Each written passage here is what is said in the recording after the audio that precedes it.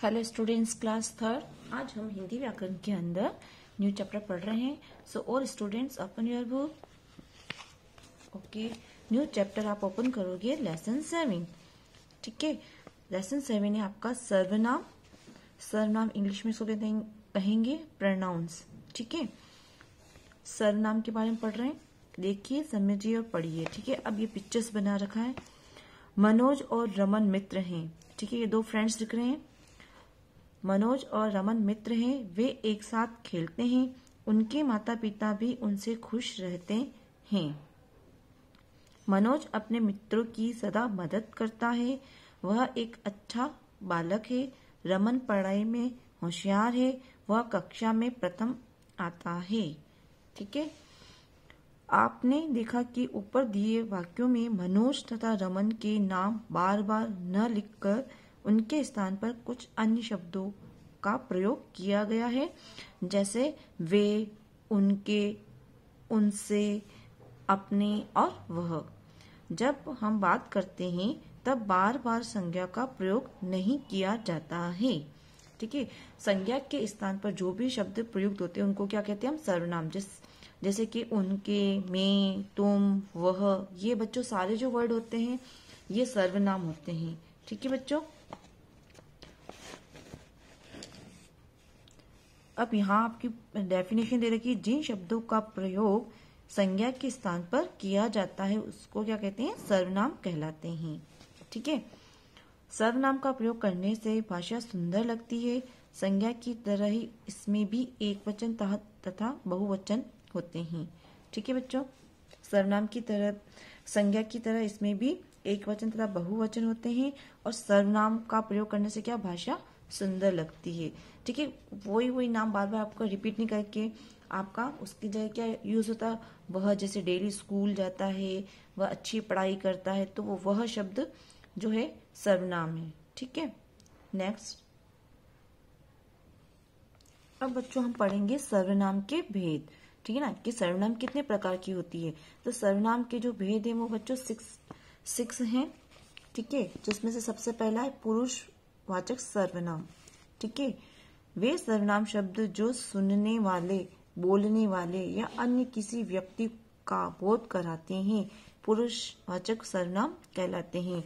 जैसे कि वह, तुम, मैं, हम आदि।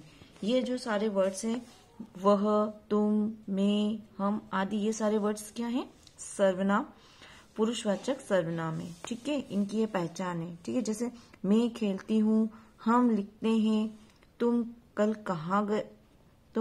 कहाँ थे, वह पढ़ता है। ठीक है, नेक्स्ट है आपका संकेतवाचक सर्वनाम। वे सर्वनाम शब्द जिनसे किसी निश्चित व्यक्ति या वस्तु का बोध होता है संकेतवाचक सर्वनाम कहलाते हैं। जैसे कि यह, वह, ये, वे आदि। जैसे कि यहाँ पे संकेत के रूप में बच्चों एग्जाम्पल में बता रखा है। जैसे ये बुक साथ में दिख रही है ना, तो यह मेरी पुस्तक है, तो ये संकेत दे रहा है। ठीक है, ये आम मीठे हैं, तो ये वर्ड क्या हुआ? संकेत हुआ। वह कुत्ता है, तो ये क्या हुआ? संकेत हुआ। वे, अब आकाश में जैसे ये पक्षी उड़ रहे हैं तो क्या वे पक्षी हैं। ठीक है, तो ये संकेत सर्वनाम है। नेक्स्ट है अनिश्चयवाचक सर्वनाम।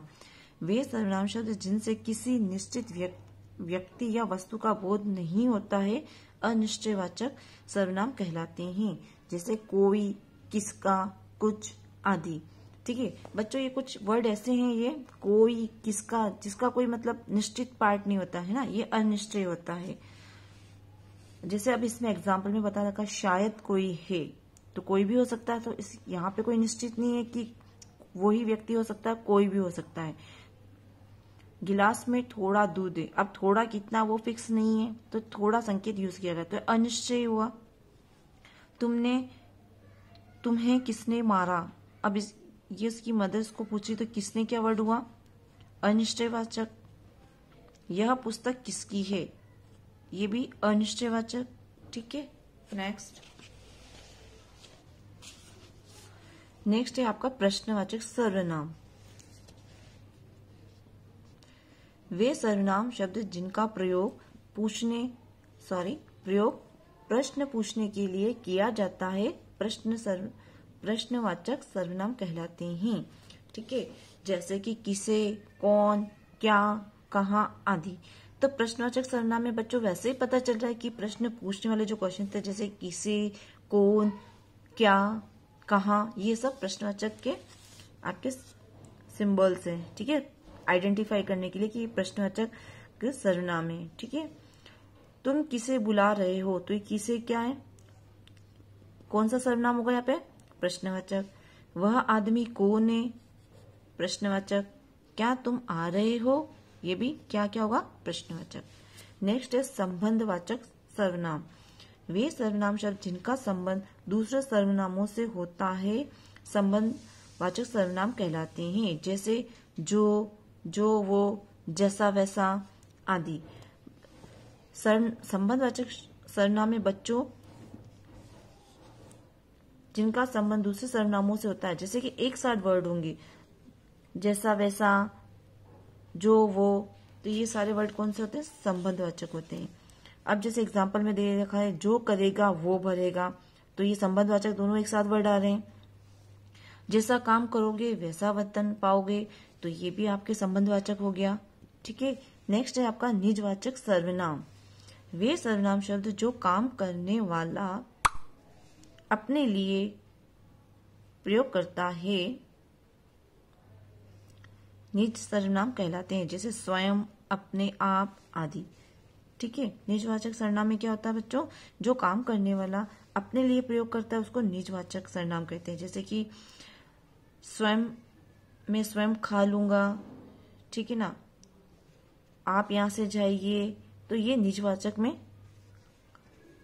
सर्वनाम होगा आपका। ठीक है, अब जैसे यहाँ पे लिख रखा है, एग्जाम्पल दे रखा है, हमें अपना काम स्वयं करना चाहिए, तो स्वयं वर्ड आ गया, तो ये निजवाचक सर्वनाम हो गया। नेक्स्ट है चित्र मैंने अपने आप बनाया है। ठीक है ना, अपने आप मतलब सेल्फ के लिए आया है यहाँ पे आप, अपने आप, तो ये आपका निजवाचक सर्वनाम हुआ है। ठीक है, नेक्स्ट बच्चों, ठीक है, अब आपका जो चैप्टर था बच्चों सर्वनाम, ये चैप्टर आपका लेसन जो 6 है, सॉरी लेसन जो 7 है आपका फिनिश हो गया है। अब इसके बाद हम क्वेश्चन से सॉल्व करेंगे। ठीक है,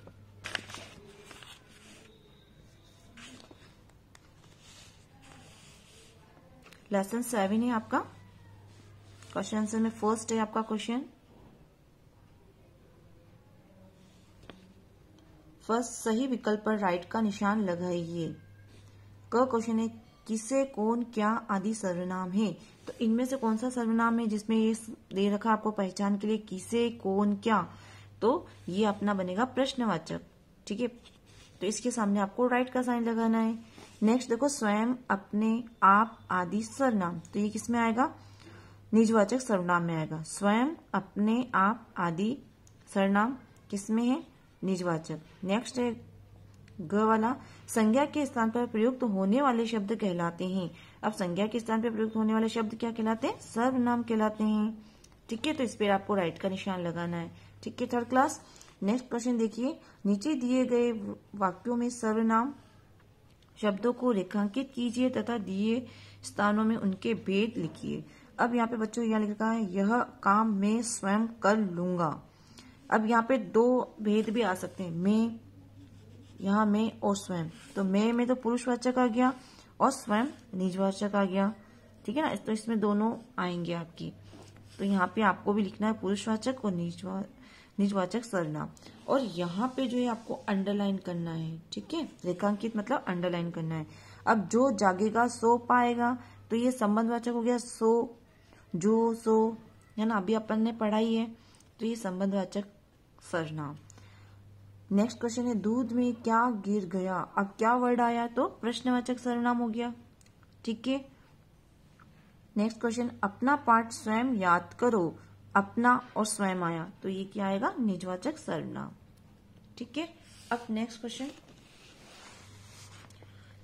है बच्चों क्वेश्चन 3 आपका, कोष्टक में दिए शब्दों में से सही सर्वनाम शब्द छांटकर रिक्त स्थान भरिए। ठीक है, अब रिक्त स्थान भरना है आपको, मैंने राइट का निशान लगा रखा। ठीक है, डैश उसका घर नहीं जानता। अब उसका घर नहीं जानता, तीनों में से कौन सा आएगा? मैं पे मैंने राइट किया तो मैं यहां आपको लिखना है, मैं उसका घर नहीं जानता। नेक्स्ट है क्या डैश मोना का घर जानते हो? तो क्या हम तो नहीं होगा, तुम पे मैंने राइट कर रखा, क्या तुम मोना का घर जानते हो? यहाँ पे ये तुम वर्ड यहाँ आएगा और आपको लिखना है, ठीक है। इस प्रश्न का उत्तर डैश नहीं दे सका, तो इस प्रश्न का उत्तर तो क्या आएगा? कोई यहाँ पे मैंने राइट का निशान लगाया है, इस वर्ड को आपको यहाँ लिखना है, ठीक है। ठीक है, ये जो कोई वर्ड आपको यहाँ लिखना है। नेक्स्ट पराग डैश अपने घर जा रही हूँ, तो क्या आएगा? मैं अपने घर जा रही हूँ। यहाँ पे मैंने राइट का निशान लगा रखा है, तो इसका मतलब ये वर्ड आपको यहाँ लिखना है। समझ गए? जो भी राइट का निशान लगा, अब मैंने 2 तो फिल कर दिए, बाकी के 2 आपको फिल करने, इधर से देखिए इसमें फिल करना है, ठीक है बच्चों। नेक्स्ट क्वेश्चन है आपका 4 वाला। नीचे दिए गए वाक्यों में सर्वनाम का प्रयोग गलत हो गया है, उन्हें सही करके सही वाक्य बनाइए।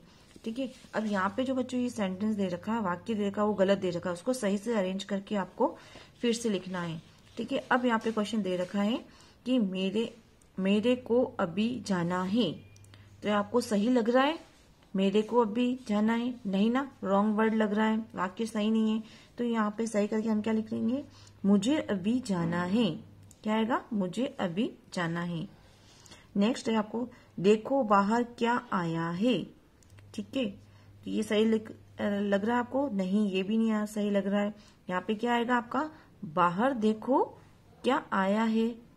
ठीक है, ये इस तरीके से आपको अरेंज करना है। नेक्स्ट, यह कौन सी पुस्तक है, तो आपका क्या आएगा? यह पुस्तक कौन सी है। इस तरीके से आपको अरेंज करना है। तुम तेरा काम करो, तुम तेरा काम करो, ये भी वाक्य सही नहीं लग रहा है। तुम अपना काम करो, ये वाक्य आपका बिल्कुल सही है। तो इस तरीके से आपको लिखना है, तुम अपना काम करो। ठीक है, अब नेक्स्ट क्वेश्चन जो है आपका क्वेश्चन नंबर 5, ये बच्चों क्वेश्चन आंसर है। इसकी बच्चों पिक भेजी जाएगी क्वेश्चन आंसर्स की, जो कि आपको कॉपी में करने हैं। ठीक है, यहाँ तक तो आपको बुक में ही करना है, इसके बाद के जो क्वेश्चन आंसर आपको कॉपी में करना है, तो इसकी पिक भेजी जाएगी, उसको देख के आपको कॉपी में कॉपी करना है। ठीक है, तो लेसन आपका 7 ओवर हो गया है। Thank you third class.